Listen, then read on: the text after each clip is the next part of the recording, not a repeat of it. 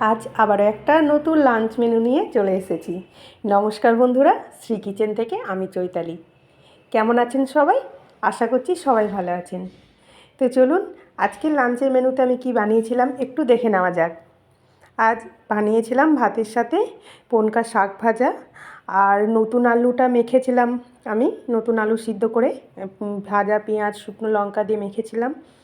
আর তার সাথে করেছিলাম ব্রকলি আলু মটরশুঁটি টমেটো দিয়ে একটা সবজিটা বানিয়েছিলাম। আর তার সাথে রেখেছিলাম ডিম সিদ্ধ।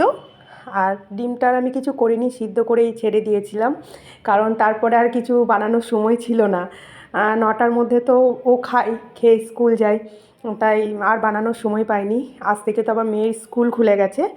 আর সব শেষে দিয়ে দিয়েছি চাটনি, টমেটোর চাটনি, যেটা আমি টমেটো, তারপর খেজুর, কিশমিশ, কাঁচা লঙ্কা, ধনেপাতা দিয়ে বানিয়েছিলাম। ওটা বেশি করেই বানিয়ে রেখেছি, যাতে প্রতিদিন একটু করে শেষ পাতে চাটনিটা খাওয়া যায়।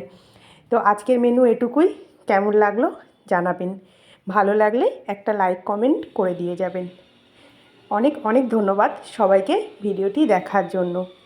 তাহলে আজকের ভিডিওটা এখানেই শেষ করছি। নমস্কার বন্ধুরা, শুভ দুপুর। সবাই ভালো থাকবেন।